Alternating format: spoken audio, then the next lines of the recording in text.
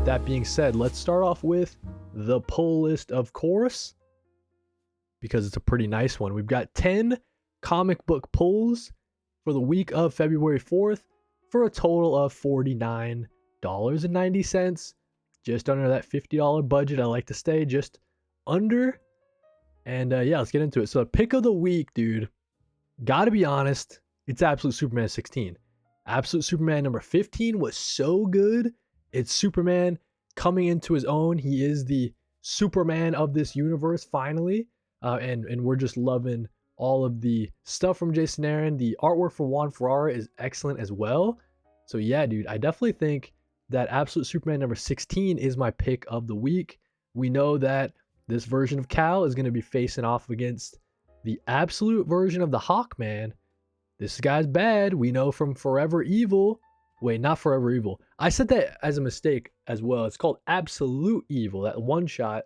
Not Forever Evil. That's a totally different thing. What's up, Paul Dev in the chat? That moment with the kid with cancer in issue 15 was so sad, man. That was my favorite issue, that favorite part of that issue. And it's crazy because it's just like a 2-panel sequence, but it just says so much about this Absolute Superman. So I agree with you, Paul Dev. That stuff was excellent.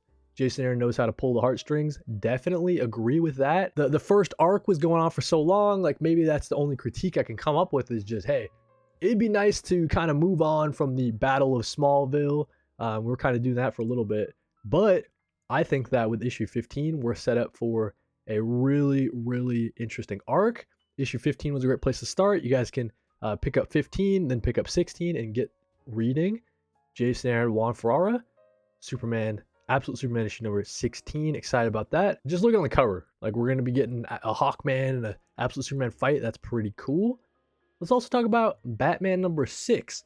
This might close out the first ever arc for this all new Batman series from Matt Fraction and Jorge Jimenez.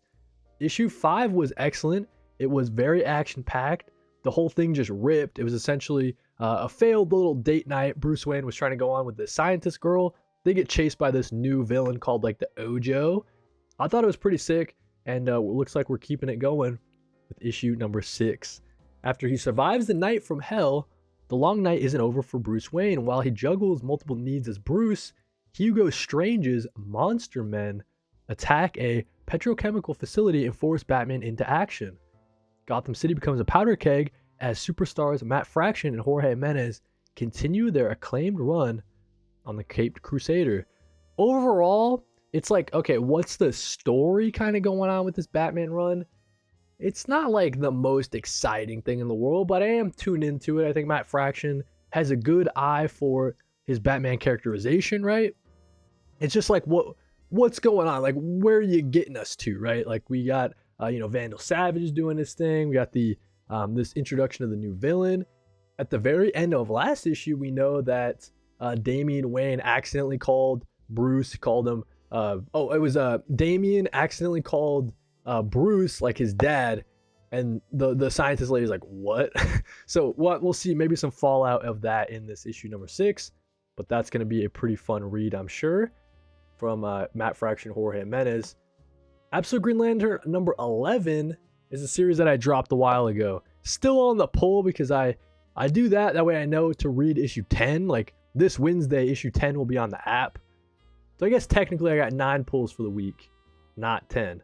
But anyways, let's talk about Ultimate Wolverine number 14. An Ultimate Endgame tie-in. The search for the missing mutants takes a terrifying turn when Wolverine and Jean Grey discover that the captives may be trapped in Magic's limbo realm. Their mission to find Illyana leads them straight into a brutal battle with the Eurasian Republic's forces, including the devastating all-new Ultimate Lady Deathstrike. So I think that Ultimate Wolverine has been really, really picking up. The last like 3 issues are honestly some of my favorites from the Ultimate Universe, just in general.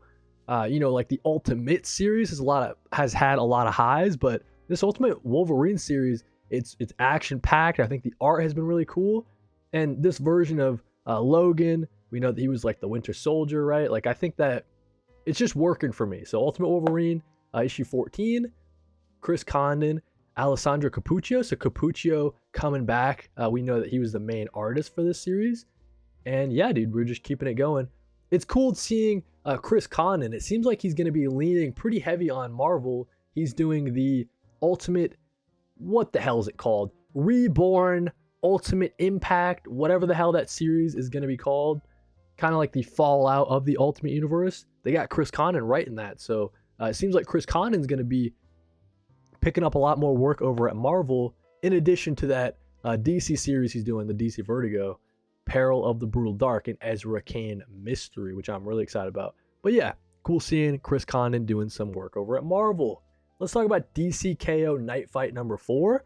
So we know that this version of Bruce Wayne, or our main version of Bruce Wayne, he is in sort of like dimension hopping, and right now he's in the dimension or the world or whatever where it's Damian Wayne Robin, and he's kind of gotten it to a place where the world no longer needs a Batman.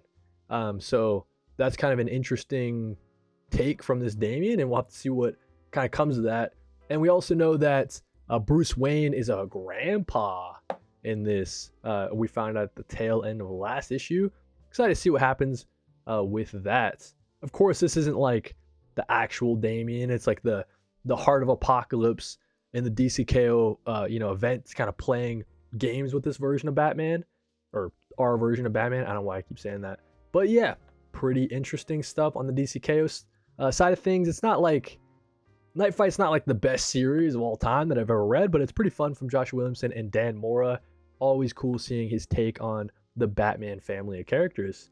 So excited about that. Is this the last issue? Yeah, looks like this will conclude.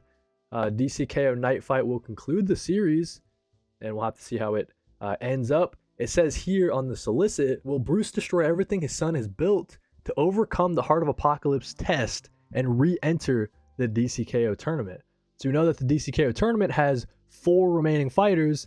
I think it's Lex Luthor, Superman, Joker, and Wonder Woman. So potentially, if Batman can re-enter the tournament somehow. So we'll have to see what happens regarding that. Let's keep it going with Ultimate Endgame issue number 2. The Ultimate Endgame event starting off pretty strong, I will say, if you're comparing events, I think DCKO is probably more fun, but it's all been driving to this over in the Ultimate Universe. So, we're anticipating its end. They've been working on it for a really long time, advertisements and everything, right? So just waiting for this thing to be over finally. The end has only just begun. The heroes of the Ultimate Universe, including Spider-Man, America Chavez, Killmonger, and Doom, desperately search for another way to stop the Maker. Plus, Iron Lad makes a stunning and heartbreaking discovery that could change the fate of the entire Ultimate Universe forever. Don't miss this pivotal chapter that will leave you reeling. So yeah, Ultimate Endgame continues with issue number 2 coming out this Wednesday. Excited about that. DCKO Boss Battle. I forgot if I told my shop I wanted one of these. Hopefully they got a spare one on the rack that I can pick up, because just look at the cover. We got Vampirella coming in. We got Annabelle the doll. I think that's Annabelle. Someone corrected me a little bit ago. You guys can see? Not really. Let me fix this all. You see Annabelle the doll down there? I'll hit Control Z. And then we also have Red Sonja, and then we have Sub-Zero and Scorpion, I think. And then we also have, where's Samantha the Bear? Yeah, you see down there, Samantha the Bear from Beneath the Trees Where Nobody Sees. So craziness, all the different crossovers. So this is a DCKO tie-in, challenges from beyond the DCU. And let's look at some of the variant covers. We got Homelander versus Superman. Got some Patrick Horvath getting involved. We know that Patrick Horvath is killing it over on the Beneath the Trees Where Nobody Sees series out of IDW. So that's pretty cool cover. That's actually a really cool cover. Patrick Horvath, cool. Frank Cho been doing some stuff. Jeffrey Spokes with the wraparound variants. And foil variant, blank cover as well. So yeah, Boss Battle number 1, DCKO tie-in. To save our world, they must battle the champions of other worlds. So yeah, excited to get into that, see what's going on. Hopefully my shop can spare me a copy. Let's talk about Batgirl number 16. The War of Shadows must end. Hell has arrived at the heavenly gates of Samsara. Will the League of Shadows save their paradise, Or will the unburied reclaim their stolen land? And with it all, who will Batman become in the face of so much death? The finale to the War of Shadows is here, and you don't want to miss it. Sounds like we're getting a arc ender here from Tate Bromble and Miyazawa coming back on the art. That's pretty cool to see. And yeah, this arc has not been the best. I'm not going to lie. I'm not going to sugarcoat it. I think the first arc of Batgirl was excellent. So good. The Shiva Year 1 stuff took it down a little bit. And then I guess this arc is a little better than the Shiva Year 1 stuff, but not my favorite still.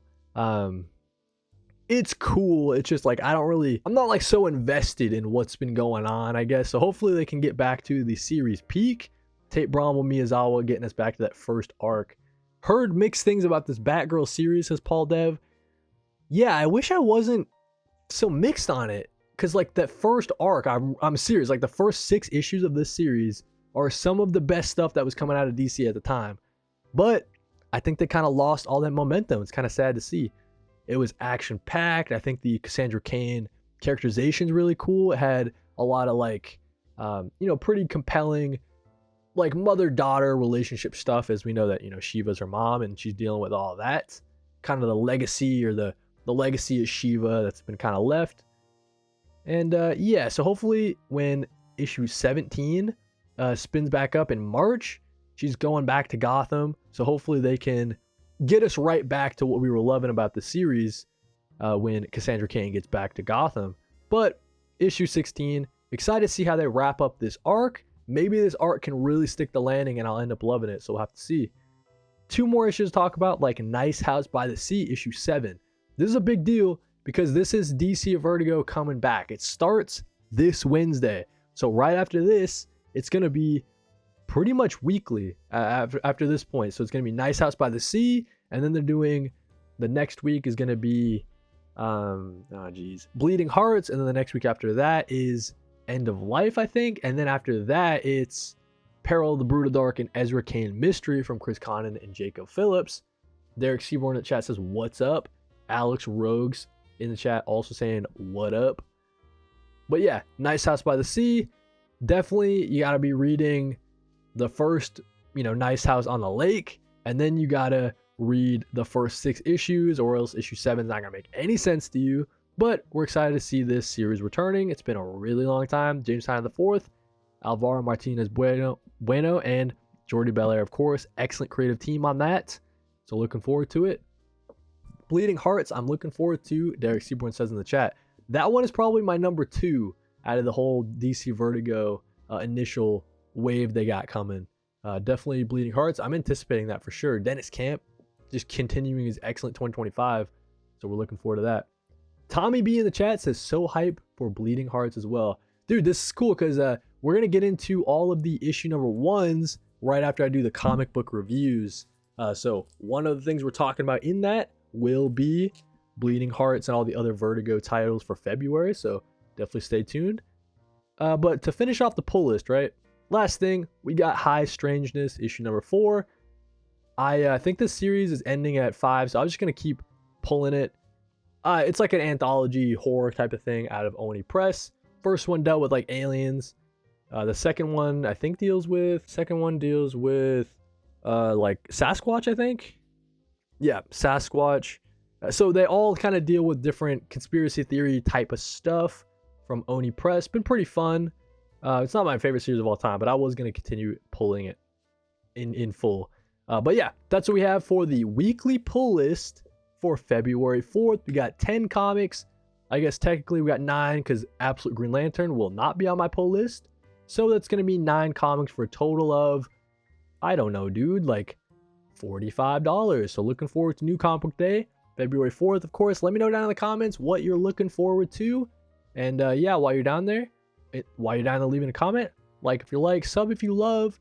And of course, I'm doing the weekly pull list every single week. So yeah, look forward to that.